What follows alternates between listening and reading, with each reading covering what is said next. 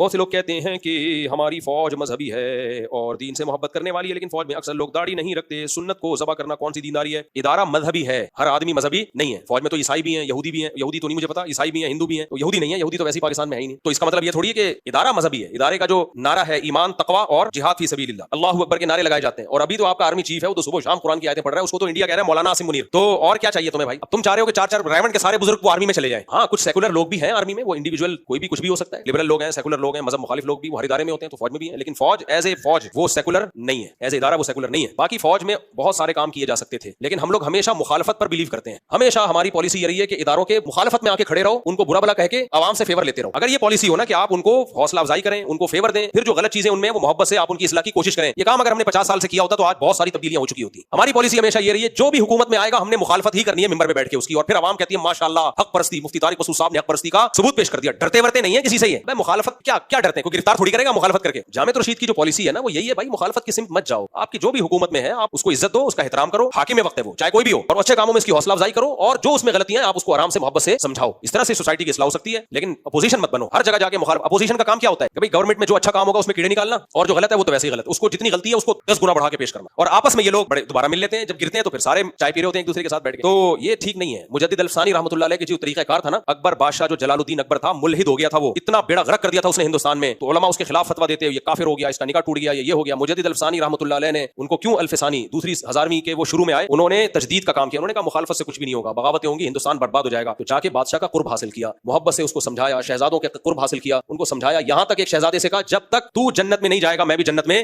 نہیں جاؤں گا، میں اللہ سے پوری کوشش کروں گا تجھے بخشوانے کی، کوشش ہی کر سکتا ہے انسان۔ اس کو ہدیے دیے۔ بادشاہوں کا قرب یا تو چاپلوسی میں کیا جاتا ہے اپنے فیور کے لیے، یا ان کو ٹھیک کرنے کے لیے کیا جاتا ہے۔ تو علماء نے الزام لگائے، بعض مولویوں نے، سب نے نہیں، کہ یہ تو حکومتی پٹھو ہیں، یہ تو یہ ہیں وہ۔ انہوں نے کیا کیا؟ مجدد الفسانی رحمۃ اللہ علیہ کی کوششوں سے بالآخر جلال الدین اکبر کلمہ پڑھ کے دنیا سے گیا ہے، ایمان قبول کر کے گیا ہے۔ جو مسلمان تھا مرتد ہو گیا تھا، خنزیر کا گوشت کو حلال کر دیا تھا اس نے، دین اکبری بنا رہا تھا، سارے مذاہب کو کچمبڑ بنا کے ایک مذہب بنا رہا تھا وہ، جی دین الہی ایک الگ دین بنا رہا تھا وہ۔ مجدد الفسانی رحمۃ اللہ نے بہت محبت سے قرب حاصل کیا، شہزادوں کو سمجھایا۔ انگریز کا 200 سال جو پلان تھا نا وہ مؤخر کر دیا، انگریز 200 سال پہلے ہندوستان پہ قابض ہو جاتا، لیکن جلال الدین جو مجدد الفسانی شیخ احمد سرہندی رحمۃ اللہ علیہ کی کوششوں سے انگریز کا داخلہ یعنی جو قبضہ تھا وہ 200 سال کے لیے ڈیلے ہو گیا۔ یہ بھی ایک طریقہ ہے میرے بھائی، جامع رشید کی یہی پالیسی ہے۔ اس پالیسی پہ لوگ کہتے ہیں سرکاری لوگ ہیں، درباری ملا ہیں، بھائی جامع رشید 1 روپے نہیں لیتا نہ حکومت سے نہ فوج سے۔ ہم بھی تو جامع رشید کے، میں واگا بارڈر گیا ہوں، جو میں نے بیان داغا ہے، کسی فوجی کا فون نہیں آیا تھا ہمارے پاس کہ آپ واگا بارڈر جائیں، نہ کسی فوجی نے ایک لڈو کھلایا ابھی تک ہمیں۔ ایک دوست ہے میرے فوج میں، ان کا شکریہ آیا تھا، مفتی صاحب ویل ڈن، آپ نے ہماری حوصلہ افزائی کی، اور وہ جو واگا بارڈر پہ کرنل صاحب تھے انہوں نے بڑا خوشی کا اظہار کیا۔ اس کے علاوہ تو کچھ بھی نہیں ہے میرے بھائی۔ جو پازیٹیو وے میں کام کرے گا وہ درباری ہے، وہ سرکاری ہے، وہ یوں ہے، وہ ایسا ہے۔ کچھ لوگ سرکاری درباری ہوتے بھی ہیں، اٹھاؤ گیری والے بھی ہوتے ہیں، جو فیور لے رہے ہوتے ہیں اپنی ذات کے لیے۔ تو ہم لوگ کیا ہے، ہمیشہ مخالفت میں جانا، ہمیشہ اپوزیشن میں جانا، حکومت کے اچھے کاموں میں کیڑے نکالنا، اور غلط کاموں پہ ان کو ٹوکنا بھی واجب ہے، لیکن ٹوکنے کا بھی ایک طریقہ ہوتا ہے، تمسخر والا طریقہ نہیں ہوتا کہ مذاق اڑانا شروع کر دیں، آپ کارٹون بنا کے بھکتیاں کسنا شروع کر دیں، اس سے کچھ بھی نہیں ہوتا۔